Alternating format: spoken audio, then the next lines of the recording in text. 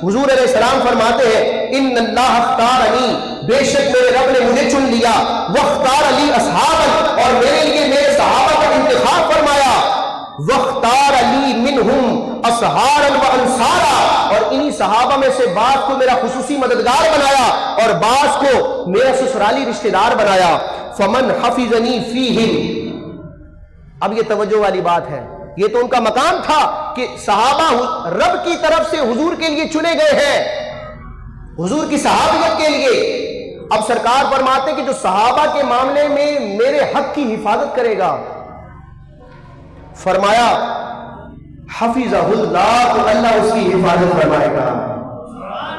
صحابہ کے بارے میں حضور کی حق کی رعایت کیا ہے کہ صحابہ کے جو مقام اور مرتبے کو حضور نے بیان کیا اس کو بیان کیا جائے۔ حضور نے اپنے صحابہ کے اکرام اور تعظیم کا امت کو درس دیا، امت ان کی تعظیم کرے۔ نبی کریم علیہ السلام نے اپنے صحابہ پر تان کرنے، آبجیکشن کرنے سے امت کو منع کیا، تو امت تان اور آبجیکشن سے اور اعتراض کرنے سے اپنے آپ کو بچائے۔ یعنی اللہ رسول نے صحابہ کا جو مقام و مرتبہ بیان کیا ہے اور جو مقام مقرر کیا ہے، حضور کا امتی اس مقام کا اگر خیال اور لحاظ رکھے گا، اس شرف اور نسبت کا ادب کرے گا، تو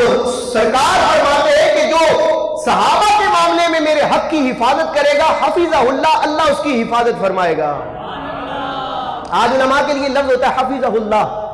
کسی بزرگ کا نام لیا کہا جاتا ہے حفظہ اللہ، اللہ ان کی حفاظت فرمائے۔ وہ کتنا خوش نصیب ہے جو نسبت مصطفیٰ کا، شرف صحابیت کا ادب اور احترام کرتا ہے اور حضور علیہ السلام کے بتائے ہوئے انداز کے مطابق صحابہ کی فضیلت بیان کرتا ہے اور ان کی عظمت و شان میں کمزور جملہ کہنے سے اپنی زبان کو بچاتا ہے کہ وہ حضور کے حق کی حفاظت کرتا ہے، تو حضور اسے دعا دیتے ہیں کہ اے بندے اللہ تیری حفاظت فرمائے۔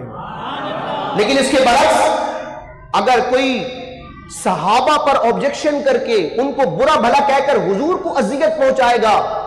تو اب اس کا وبال کیا ہے، اس کا خسران اور نقصان کیا ہے؟ حضور فرماتے ہیں وَمَنْ آذَانِي فِيهِمْ، جو میرے صحابہ کے معاملے میں مجھے اذیت پہنچائے۔ حضور کو صحابہ کے معاملے میں اذیت کب ہوگی؟